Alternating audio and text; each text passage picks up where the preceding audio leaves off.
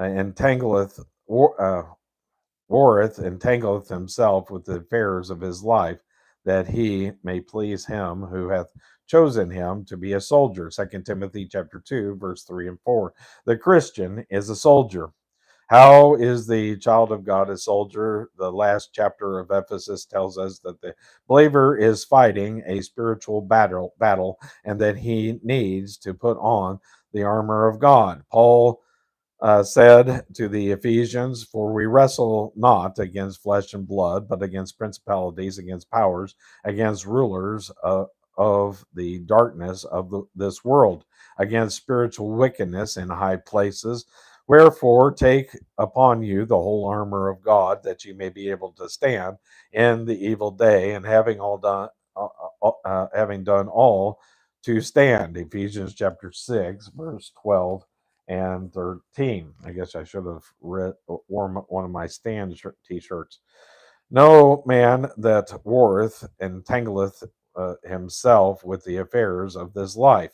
Imagine a soldier in the midst of a battle going to his sergeant and his lieutenant and saying, "Sir, I'm sorry to have to leave, but I have to go over into the city and see about some business. And when I have a date with a young girl, and I just want be able to be here for the battle tonight."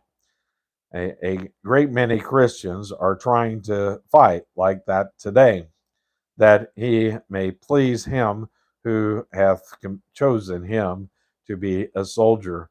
The believer is to establish his priorities. Here, he is to endure hardness, which means to suffer hardness, as Paul was suffering. There are those who interpret this verse to mean that a Christian is not to get married. Well, he is not talking about uh, celibacy, but he is talking about being so entangled in worldliness that he is not able to live the Christian life. Let me give you an example. A lady called me one morning while I was a pastor in Los Angeles. She said, "I was at church yesterday when you asked for those who wanted to accept Christ." Well, I did accept Christ, but I made no move to come forward for a particular reason that I want to tell you about. My husband died recently and left me the opportunity of our liquor store. I am calling you now because I don't think I can continue operating it. If you say to get a hammer and break every bottle, I'll do it. But tell me what I should do. What would you have said?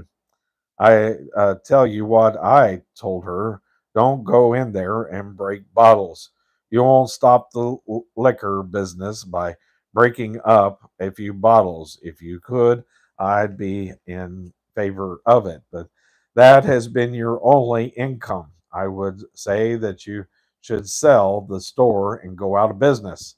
In, in that way, we are not to entangle ourselves in the things of this life.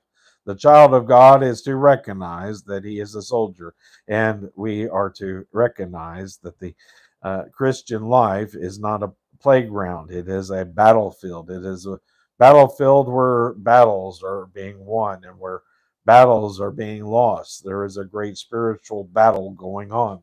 And so I've talked about that's what I talked about at the end of the last section was that I've had to give up a lot of things. There's a lot of things that I wasn't able to do. I didn't keep my father's cattle on the farm that I now own of his to raise. That would have been a good income. He probably made $6,000 a year raising cattle off the farm. But you know, we have to give up a lot of things. Even though the jail ministry seems to be a great thing, I had to give that up. I had to give up feeding the homeless. A lot of things that were good to do this, and because this takes a lot of time, and so you have to make your priorities. A lot of people, if your excuse is I don't have time, then your priorities are messed up. Eliminate some things from your life before God eliminates them from your life, so that you can get out